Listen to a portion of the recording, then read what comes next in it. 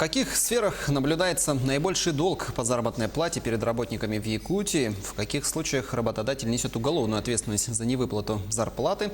И какие действия необходимо предпринимать для восстановления нарушенных конституционных прав? Об этом сегодня поговорим с прокурором отдела по надзору за процессуальной деятельностью органов Следственного комитета страны по Якутии Максимом Заробиным. Максим Владимирович, здравствуйте. Здравствуйте. Конечно, сразу же первый вопрос. Вообще, какова в республике ситуация по выплатам заработной платы? Каковы вообще объемы невыплат?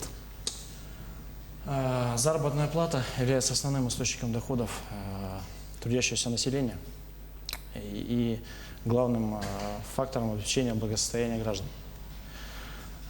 Сегодня в условиях современной экономической составляющей является основным необходимость обеспечения низшего предела уровня заработной платы наиболее незащищенной Категории граждан. Категории граждан, да, совершенно верно. На сегодняшний день важно, чтобы временные трудности, экономические трудности работодателя не являлись причиной несвоевременной, неполной выплаты заработной платы. В этой связи обеспечение конституционных прав и гарантий работающих на своевременную полную выплату заработной платы является одним из приоритетнейших направлений прокуратуры республики. Прокуратура республики на постоянной основе ведется планомерная четкая работа по отслеживанию данных фактов. Вместе с тем, несмотря на ежедневную работу, сохраняется актуальность проблемы. То есть на сегодняшний день сумма задолженности по заработной плате на текущую дату составляет около 28 миллионов рублей.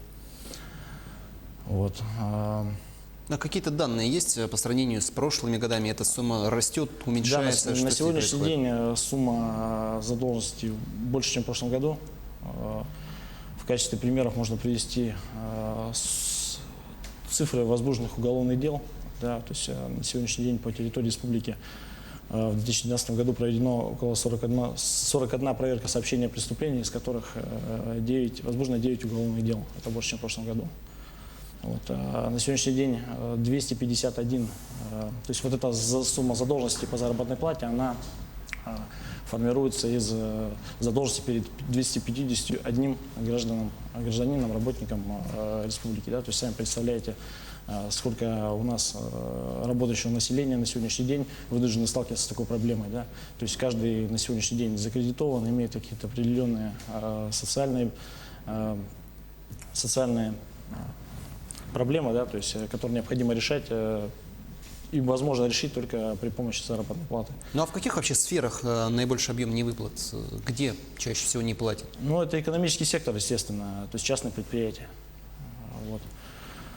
Связано это прежде всего с тем, что какие проблемы, да, у нас то есть, существуют и в связи с чем это происходит. То есть мы сегодня можем говорить о том, что многие работники на сегодняшний день зачастую обладают определенной правовой неграмотностью. И зачастую работодатели некоторые этим пользуются. Вот. То есть подменяют трудовые договора гражданско-правовыми договорами. Зачастую договора вообще трудовые не заключаются. Ну и, соответственно, отсутствие этих трудовых договоров дает определенную почву для того, чтобы гражданские права, конституционные права граждан нарушались. Ну а вот прокуратура, именно вот органы прокуратуры, какие принимают именно действия для того, чтобы предотвратить вот эти вот нарушения и вот восстановить нарушенные права?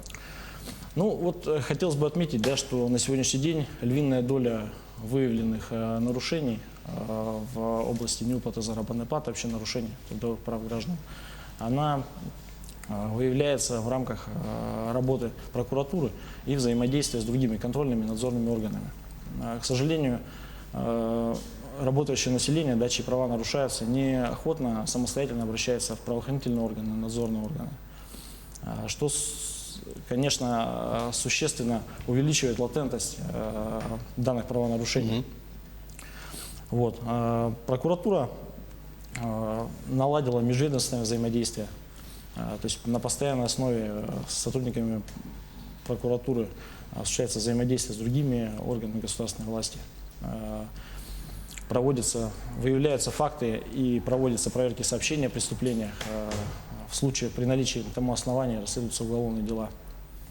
Вот, как я уже ранее озвучил, да, на сегодняшний день в республике на текущую дату 9 уголовных дел возбуждено. Есть положительные примеры их окончания. Максим Владимирович, ну вот все-таки давайте напомним нашим телезрителям, из каких частей вообще состоит заработная плата и каков ее размер, минимальный размер заработной платы? Ну, заработная плата с 1 января 2019 года составляет 11 280 рублей. Состоит заработная плата из базового оклада, компенсационных выплат и выплат стимулирующего характера. Очень важно отметить, акцентировать внимание, да, скажем так, на работающего населения, ну и людей, которые не работают, но планируют работать, да, особенно это молодежь, на том, что необходимо изначально при трудоустройстве сразу отстаивать свои права. То есть, как правило, тенденция какова, да, когда работник приходит к работодателю, цель, то есть попасть на работу. Да, его, наверное, меньше всего интересуют другие вопросы, главное юридические устроиться, тонкости, да, на сегодняшний день. Вместе с тем, в качестве, наверное, совета хотелось бы заострить внимание на том, что при оформлении трудовых отношений возможно обратиться в трудовую инспекцию, да, для разъяснения, какие права действительно предусмотрены. Возможно, к юристам, либо к адвокатам. Вот, и уже при оформлении трудовых отношений сформировать трудовой договор таким образом, чтобы все права и гарантии в нем были отражены. Это в последующем обеспечит возможность реализации своих прав при возникновении каких-то негативных факторов. То есть при последующем при обращении в суд, да, то есть будет гораздо проще защищать свои права. Если это будут права нарушены в рамках уже действия уголовного закона, также будет проще следователю, да, доказывать вину злоумышленника, обвиняемого, подозреваемого по делу. Ну а что все-таки делать работнику, если его размер зарплаты ниже минимального порога, который установлен в нашем регионе? Куда ему обращаться? Каков вообще план действий? Ну, на сегодняшний день, наверное, одним из самых компетентных в части нарушения прав трудящихся является Государственная инспекция труда в Республике Саха-Якутия. То есть там сосредоточены, скажем так, кадры, которые непосредственно занимаются данным направлением деятельности, да, и они уполномочены в том числе привлекать к административной ответственности работодателей. Вот. Также с данными вопросами можно обращаться в прокуратуру республики. В случае, если права работника нарушены и присутствуют признаки состава преступления в действиях работодателя отдельного, да, то необходимо обращаться в органы Следственного комитета, это непосредственно их подследственность. Вот. Ну и также можно обращаться в органы полиции и другие контрольно-надзирающие органы. Да, в последующем данное заявление будет в установленном законном порядке переправлено в компетентный орган. Вот именно в этот перечень органов, который вы сейчас уже назвали, можно обратиться и по следующему вопросу, если вдруг работодатель не платит нам зарплату, задерживает ее, и какова вообще ответственность работодателя за невыплату заработной платы? Ну, на сегодняшний день законодатель предусмотрел административную уголовную ответственность за невыплату заработной платы. Здесь наверняка есть какой-то порог, то есть от административного до уголовного. Конечно, есть определенные условия. То есть административная ответственность наступает у нас по статье 5.27 Кодекса об административных правонарушениях. Два состава предусмотрено. В одном случае это невыплата заработной платы, да, в другом случае это повторное совершение данного административного правонарушения. Вот, предусмотрены штрафы, а также дисквалификация работодателя, ну, либо должностных лиц, которые нарушили права работника. В случае, если заработная плата не выплачивается свыше 3 месяцев, частично не выплачивается, да, уже предусмотрена уголовная ответственность, предусмотрена частью 1 статьи 145.1. Там также предусмотрены штрафы и вплоть до лишения свободы. Санкция предусматривает. Также есть часть 2 статьи 145.1. Это в случае, если заработная плата не выплачивается в полном объеме в течение 2 месяцев. Там предусмотрено лишение свободы до 3 лет. Ну и также штрафы и иные наказания. Вместе с тем хотелось бы обратить внимание, да, на том, что не всегда работодатель несет ответственность в случае невыплаты заработной платы. Должны сопутствовать определенные условия. То есть мы говорим о том, что работодатель должен умышленно совершать действия по невыплате заработной платы. То есть определенные условия – это личная заинтересованность, либо корыстная заинтересованность.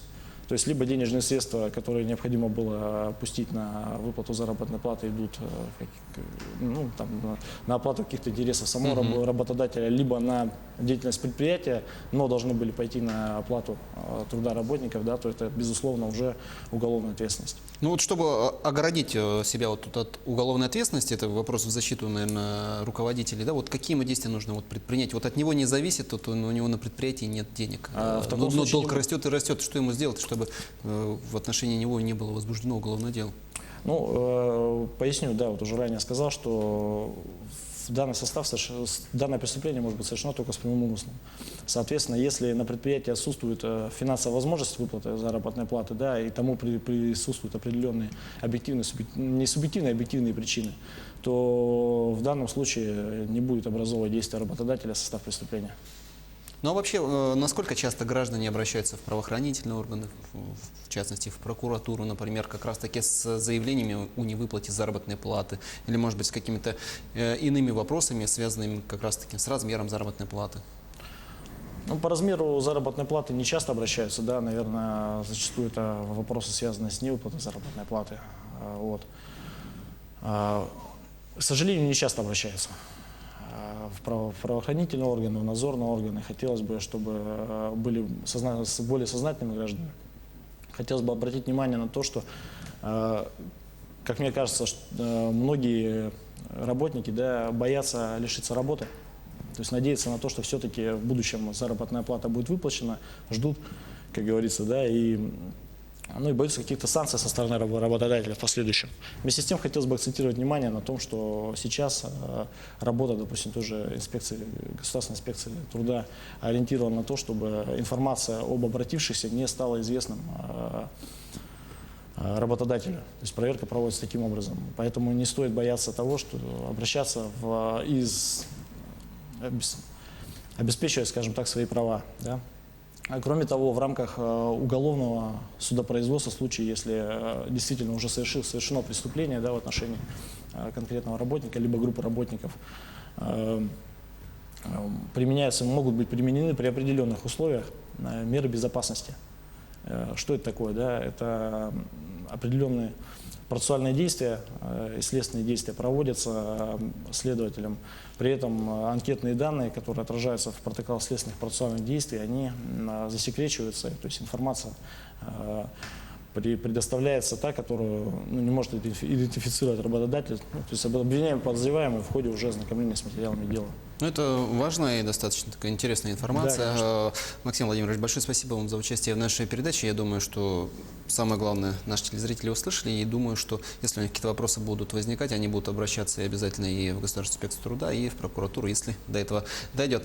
О защите прав граждан при невыплате заработной платы мы сегодня говорили с прокурором отдела по надзору за процессуальной деятельностью органов Следственного комитета страны по Якутии Максимом Заробиным. Корреспонденты Якутии 24 следят за развитием главных новостей. Оставайтесь на канале и не переключайтесь.